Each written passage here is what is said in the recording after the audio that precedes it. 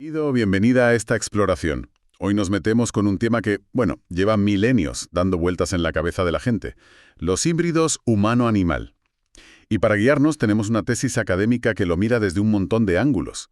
La idea es entender por qué esta figura, ¿no? Este ser mitad humano, mitad otra cosa, sigue tan presente.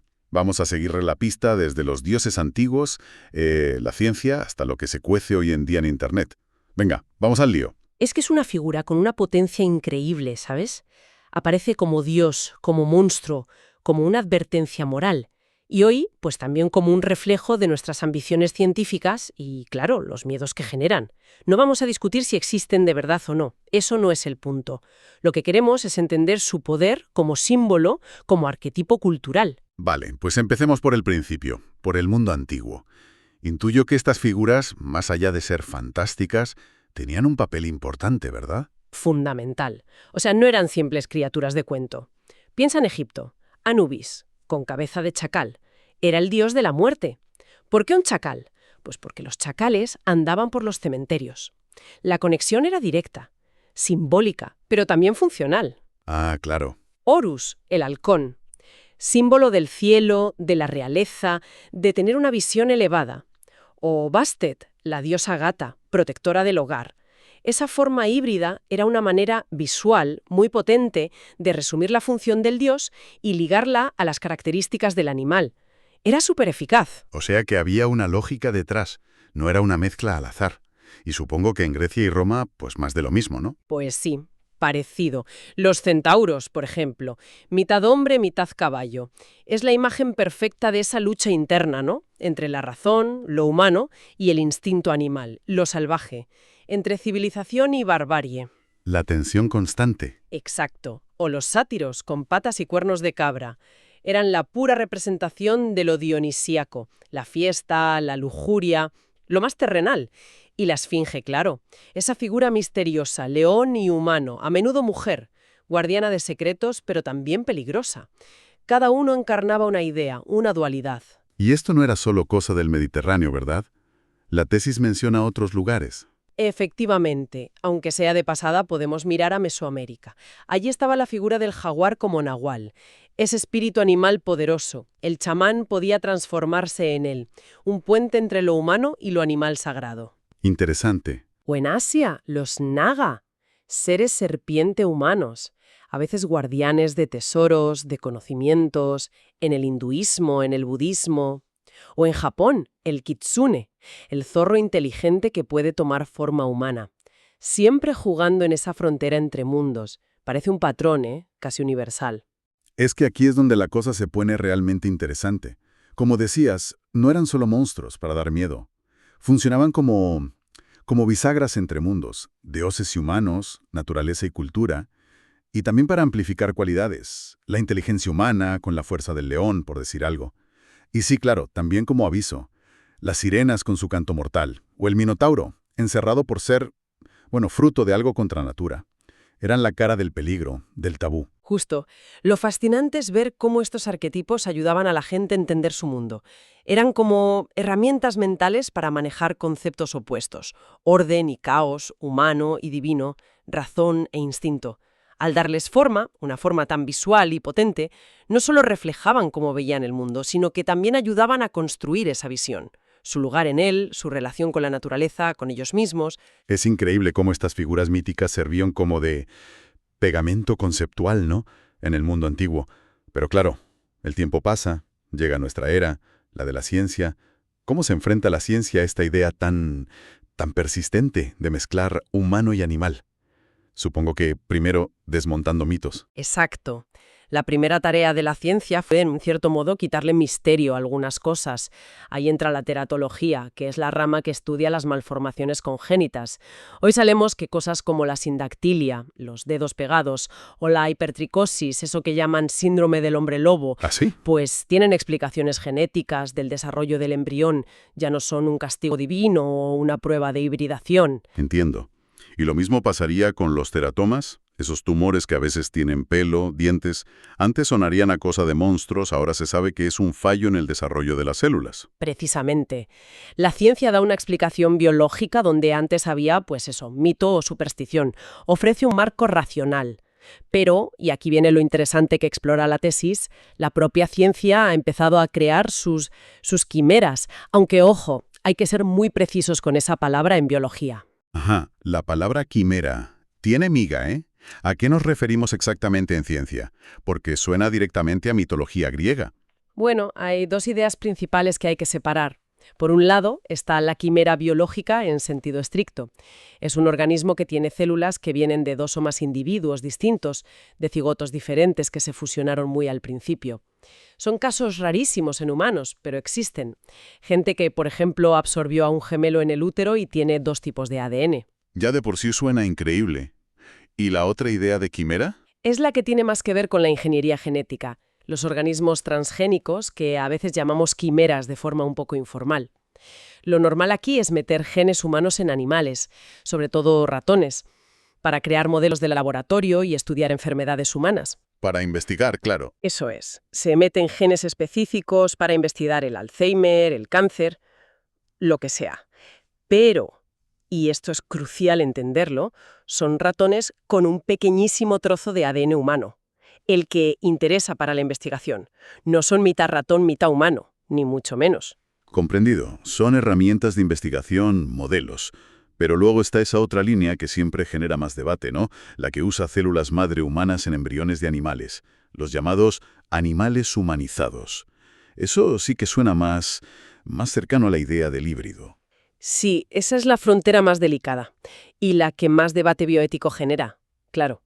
Tampoco es algo súper nuevo, ¿eh? Ya en los 80 se hizo famoso el GIP, esa quimera de cabra y oveja, pero los avances de ahora permiten ir más allá. Se pueden inyectar células madre humanas pluripotentes, esas que pueden convertirse en cualquier tejido, en embriones de animales, de cerdos, de monos, en sus primeras fases de desarrollo. Y me pregunto cuál es el objetivo de hacer algo así que suena tan al límite. El objetivo principal, el que declaran los investigadores, es estudiar cómo se desarrollan los órganos humanos en un entorno animal. La gran meta, a largo plazo, sería poder cultivar órganos humanos funcionales dentro de animales. Imagínate, un riñón humano creciendo en un cerdo, para usarlo en trasplantes, lo que llaman xenotransplantes. Podría solucionar la escasez de donantes, claro. Podría, pero aquí es donde surge la pregunta importante. La ética. La línea roja fundamental, lo que preocupa a todo el mundo, a científicos y a comités de bioética, es evitar a toda costa crear una criatura que tenga conciencia humana, o rasgos humanos importantes en el cerebro, en el sistema nervioso, dentro de un cuerpo animal. Claro, eso sería. Por eso la regulación es súper estricta. Los embriones quiméricos humano-animales que se crean en estos experimentos se destruyen obligatoriamente a los pocos días o semanas, muchísimo antes de que puedan formar nada complejo o nacer. Las leyes internacionales lo prohíben tajantemente. Dejarlos desarrollarse está prohibido. Ujú. Entendido. O sea, la ciencia juega un poco con la idea, pero con unos límites éticos muy claros para no despertar, digamos, a la quimera del mito. Pero, aunque la ciencia ponga esos límites, la idea del híbrido, el arquetipo, ese sigue vivo y coleando en nuestra cultura, ¿no? Simplemente se adapta. Totalmente. Sigue vivísimo. Mira la literatura. H.G. Wells, con La isla del Dr. Moreau, ya en 1896, nos avisaba de los peligros de jugar a ser Dios con la ciencia, en su caso con la vivisección, creando seres medio humanos, medio animales, y las consecuencias eran terribles. Es una crítica brutal a la ciencia sin control ético. Un clásico que sigue vigente, sí. Y el cine ni te cuento. El cine ha tirado de ahí sin parar. Películas más recientes, como Splice, del 2009, recogen esa idea, pero actualizan el miedo a la ingeniería genética, a crear vida híbrida en un laboratorio y que la cosa se descontrole. Y, por supuesto, el hombre lobo, el gran icono de la licantropía, esa exploración de la dualidad humana, de la bestia interior. Incluso Frankenstein, aunque no sea un híbrido animal estrictamente, toca la misma tecla. La creación artificial, la responsabilidad sobre lo creado, la monstruosidad. Y si salimos de la ficción, digamos, más oficial, Esta figura también se cuela en las leyendas urbanas, en la criptozoología, ese mundo de criaturas que nadie ha visto pero de las que todo el mundo habla. Exacto. La criptozoología, esa búsqueda de animales que la ciencia no reconoce, está llena de candidatos híbridos. El chupacabras, por ejemplo. Sobre todo al principio, las descripciones eran una mezcla rarísima. Reptil, perro, a veces con pinta de alien.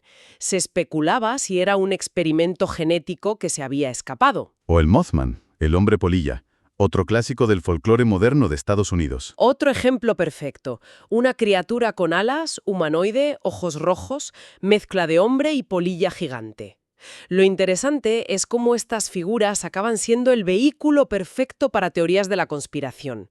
La idea de que son experimentos secretos del gobierno encaja perfectamente con esa visión del híbrido como algo artificial, peligroso y sobre todo oculto. Y hablando de oculto y de historias raras, eso nos lleva a esos rincones de Internet donde la especulación vuela libre.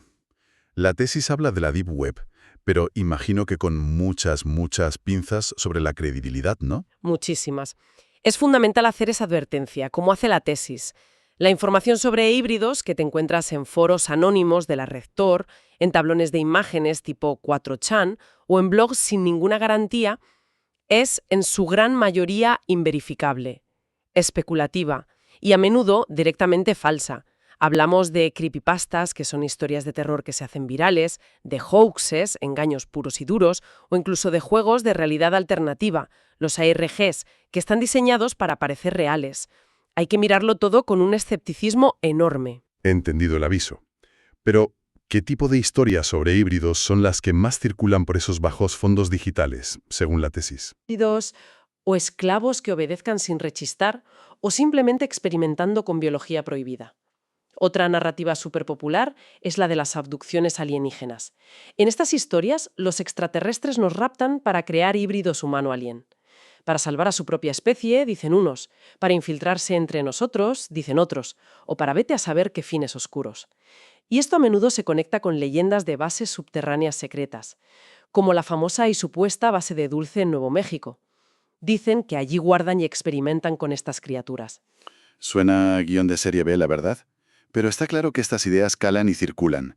Hay más ejemplos. Sí, y algunas más recientes y francamente un poco disparatadas, como la supuesta furry biotech.